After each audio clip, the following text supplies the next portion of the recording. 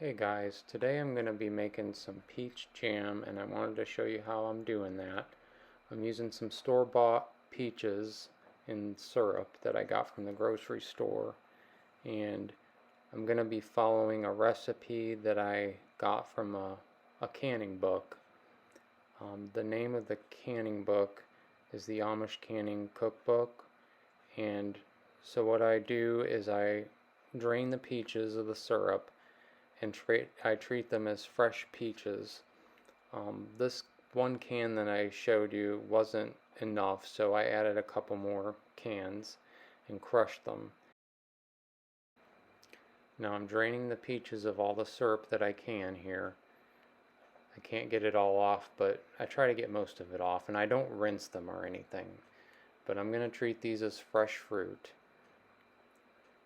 Now I have my crushed peaches here in this bowl. I drained them as much as I could, and then I have my pectin that I mixed with a little bit of sugar just to avoid it clumping while I'm cooking it. And then I have my 5 cups of sugar in the next bowl.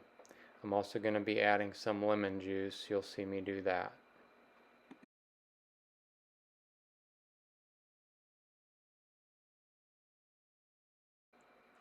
I also add 1/4 of a teaspoon of butter just to try to keep the jam from foaming. And I have my jars over here that are heating up. I keep those hot until I'm ready to put the jam in them.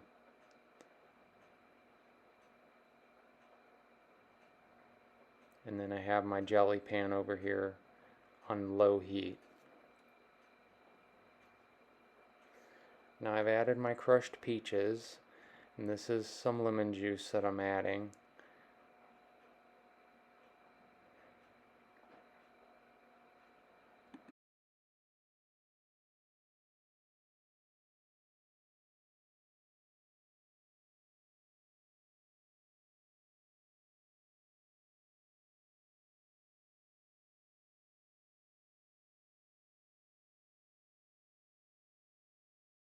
Now this is the pectin that I'm adding, and I'm just going to slowly stir that in and try to avoid it clumping together.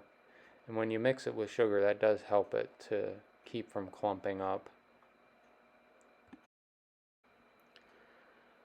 Now you'll see me put the butter in here to keep the jam from foaming.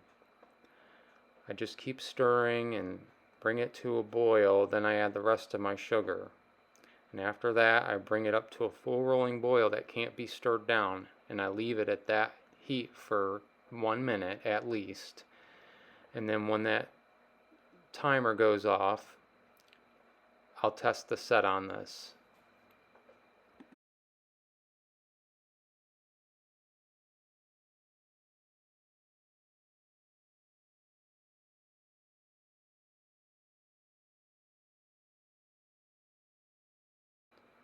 Now the jam is done. I tested the set on this.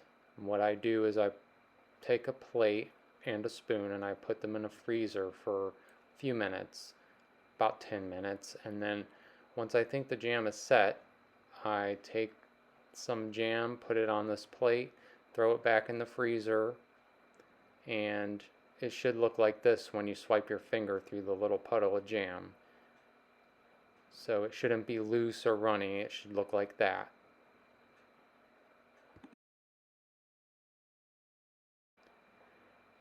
After I put the jam in these jars, I let my canner come up to a full rolling boil, and I process them for 15 minutes for my altitude.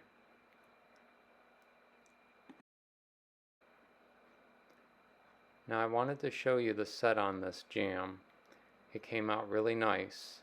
It's not runny, it's not watery. You can see here, I'll turn the jar sideways, and you can see it is pretty thick. So it's set up really nice.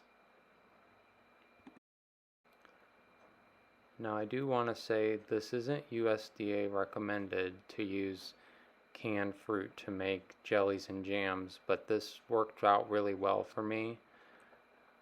That being said, I did do this at my own risk, but I don't really see the problem with it if I'm following the recipe and adding the lemon juice and all that. So just wanted to add that disclaimer, but this turned out really well.